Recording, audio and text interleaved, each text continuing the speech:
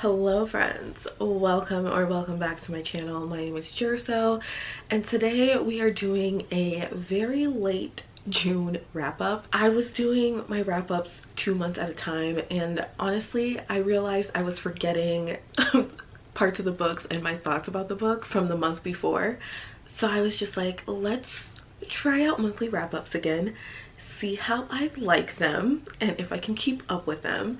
So I figured let's just start with June, even though we're way into July. But so here's a little June wrap-up talking about the 5 books I read. So the first book I read in June was Funny Story by Emily Henry. This book takes place in a small town and we're following our 2 characters, Daphne and Miles. Both of them have been left by their respective partners. So Daphne's fiance leaves her for Miles's girlfriend and both of them used to be friends, and it was a mess. So Daphne has nowhere to go because she obviously gets kicked out, like she moves out from her ex-fiance's house, and so she ends up living with Miles in his apartment until she can kind of figure out what her next steps are. And Miles and Daphne kind of form a friendship first of like trying to figure out their new normal, and along the way they decide to try and fake date to kind of make their ex-partners a little jealous. So this book was really fun. I actually enjoyed it a lot more than I thought that I would. The premise was really interesting and it sounded really messy, so it sounded like right up my alley, but I just wasn't sure how Emily Henry was going to execute it, and it was fantastic. I love the banter and the relationship between Miles and Daphne, and I also loved how both of them kind of went on a kind of like find yourself journey after their breakups, and they didn't just like jump straight into their romantic relationship. I mean, it's like a 300-page book, so you know it had to be sped up, but I still enjoyed the pacing. I enjoyed the introspectiveness of Daphne. She kind of realized after her and her ex-fiance broke up that she relied on him for a lot. She kind of placed her entire identity in him, and her friendships were friendships based off of their relationship. Her interests were based on their relationship, and so she really used the time to kind of figure out what she liked and what she enjoyed doing, as well as forming those relationships for herself, so that she isn't ever put in the position again where she leaves a relationship and she feels like she has nothing. And on the other spectrum, Miles is also dealing with his ability to kind of be the happy-go-lucky person, finding the joy and happiness and everything, but also dealing with the parts of him that always want to run and when things get hard. And so he's kind of dealing with that. I enjoyed the side characters a whole bunch.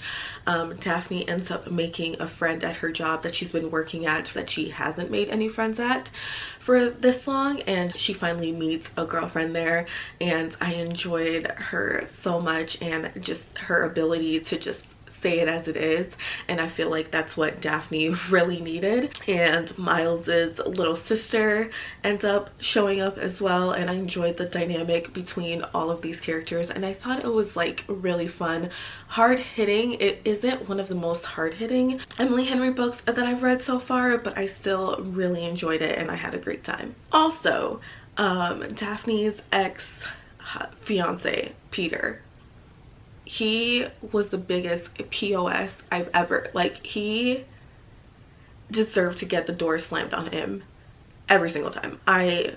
He was the best, but I really did enjoy this book, and I definitely recommend, if you haven't found an Emily Henry book that you jive with, I think you should give this one a try. The next book I ended up reading was Mother of Dawn, Death and Dawn by Carissa Broadbent. This is the third book in the War of Lost Hearts series. In the series, we are following Tisana. She is a slave who attempts to buy her freedom, but that plan kind of goes sideways, and she escapes to find a group called the Orders, who are a group of magic wielding humans who are set to be like a group that's set to like make change and things like that.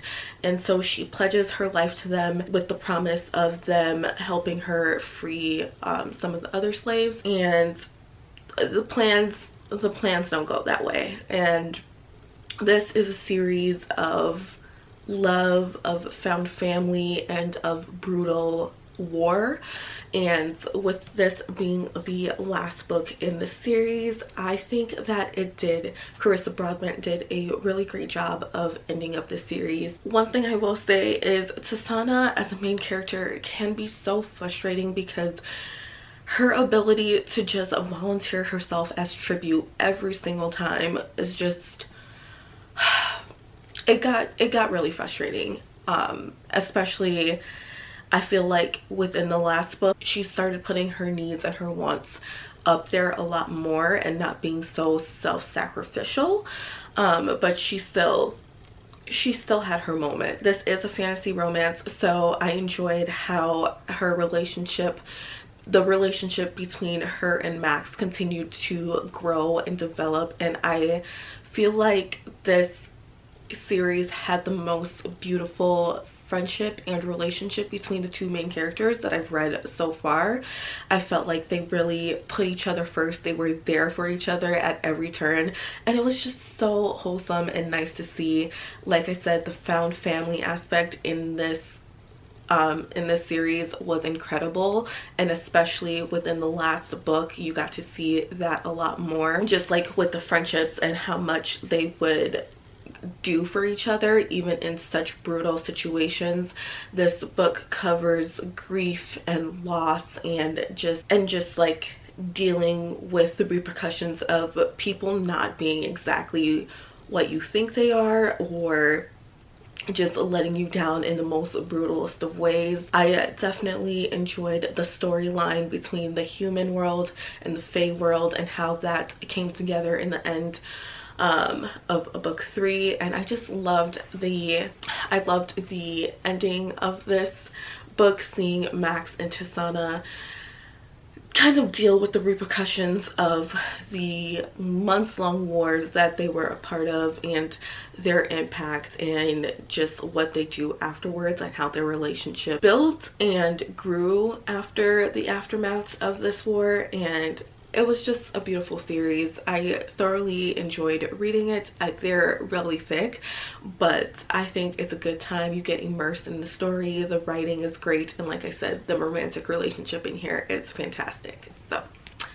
this was the next book that I read in June. Next, we were on my Abby Jimenez kick for the month of June.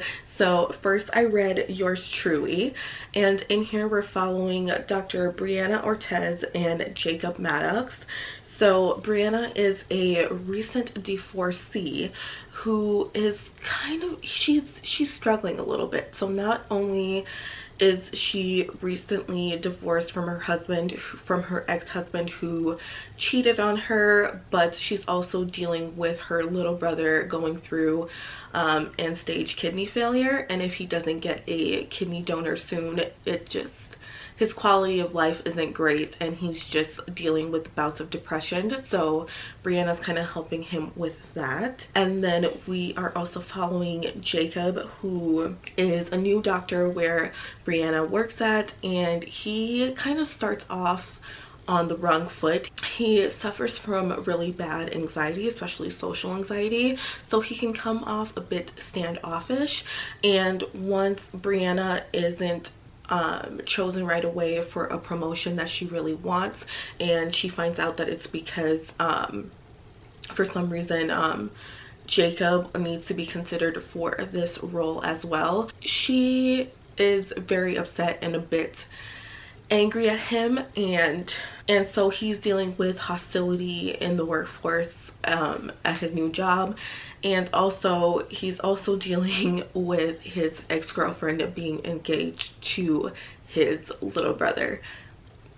Yeah, so Jacob and Brianna obviously meet on a very wrong foot, and Jacob's like, you know, I didn't want this to happen. So he writes Brianna a letter basically explaining that he has really bad anxiety and he didn't mean to, you know, step on her foot or say all those things or just come off standoffish. And so then they start exchanging letters at the hospital, and they build a friendship from that. And I loved their found friendship. And they also decide to kind of start fake dating so that Jacob's family doesn't think he's holding a grudge against his little brother for being engaged to his ex-girlfriend. This one was a bit tough. This was a tough read. I could totally relate to Brianna and being in a place where she didn't think her life would be at the age that she's at. She's struggling really bad with coming to terms with her divorce, with knowing that it needed to happen, but also there's a lot more that went into that relationship that we don't find out till towards the end, and like the intensity of just everything that surrounded that divorce, and also her trying to balance being herself, finding herself again, but also living back in her childhood home and taking care of her little brother who is dealing with extreme depression. And so that was tough to read about, but I will say that Jacob is a bit of a bright spot and a bit of an anchor for Brianna throughout this book, even though he's dealing with his feelings and the problems with his family. He is still very patient, very understanding, and even when things do come to light about the entirety of Brianna's relationship, he's very patient. He doesn't push her, and he's just there. And I thought it was so sweet and it was so heartwarming. Like I said, I think this was one of the toughest Abby Jimenez books for me to read, just based off the subject matter. So I do recommend looking up content warnings. But I did really enjoy it. It was moving. I love the characters. The way that Abby Jimenez is able to write not only a romance but a friendship between her two main characters is just so heartwarming. And of course, the side characters also play their own role of providing humor and comfort, and I just really enjoyed this book. Next, after reading something so hard-hitting, I needed a bit of a palate cleanser to just, you know, I needed something fast, quick, easy. And so I read 1 Week in Paradise by Anise Starre. This one, we are following a disgraced influencer, Bailey, who has had a terrible video go viral, and so her career is kind of stifled for a bit. She has to move back in with her parents, and one day she receives an opportunity to go on a couples retreat, like an influencer couples retreat, and she thinks that this would be a perfect opportunity to get back into the influencer lifestyle. The only problem is she just recently broke up with her boyfriend, so she is single, and her older brother is like, hey, why don't you just take my friend and pretend that he's your boyfriend? And they have been frenemies or enemies for a while. She thinks his friend Cash doesn't like her, but he agrees to go on the trip with her, so they fake date in order for her to go on this couples influencer retreat. This was a bit frustrating. It was fun, it was easy to get through, but you don't find out the viral video and the complications from that is constantly mentioned, and our main character Bailey doesn't say anything about it. She's not forthcoming about what exactly the video is with Cash or anything like that, and it's just like this big looming secret that takes place throughout the entire book, but it's like always mentioned that it's there. So it was really annoying. It was really frustrating. the relationship between Cash and Bailey, I guess it was fine. I don't know.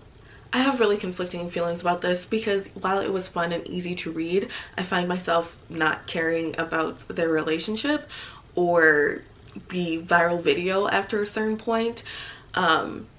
It just felt a bit repetitive, and there was a lot of miscommunication on Bailey's part of just not asking Cash questions. It felt very childish, and it was fine, but ultimately not my favorite read of the month. And the last book that I ended up reading in the month of June, it was Just for the Summer by Abby Jimenez. So this rounded up my Abby Jimenez kick, and whew, this one was a doozy. So in here we're following Justin and Emma, who both realize that whoever they date, once they break up and that person moves on, they end up, you know, finding their forever person. So they decide to kind of fake date each other, and you know, once they break up, they'll see if the next person they date will be their forever person, because they're both kind of tired of being alone. So I have a whole reading vlog, I think it's the video before this one, of me reading this book on my channel and just the emotions and thought process I thought I went through, because this book was very complex. It's the least romantic of all of Abby Jimenez's books, with the topics covered, the dealing with mental health.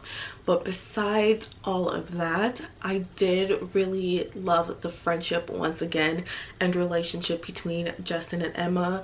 I feel like despite them dealing with the shit cards life threw at them, I felt like their friendship and their ability, especially Emma, to see the good, the light in just about everything and everyone, especially the two of them, and just willing to give it a try despite things not going their way, it was very refreshing and great to see just how they communicated with each other. So yeah, more of my thoughts can be found in that reading vlog, but I really did enjoy this one.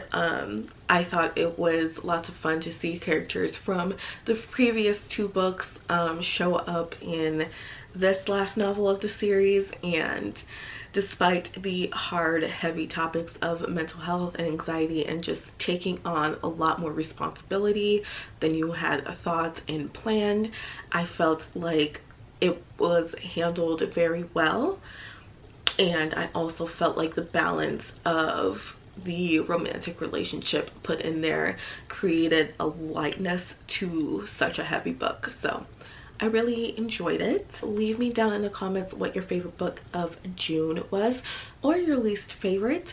And as always, thank you guys so much for watching. Don't forget to like this video if you liked it, and subscribe if you want to, and I'll see you all with another video soon. Bye friends.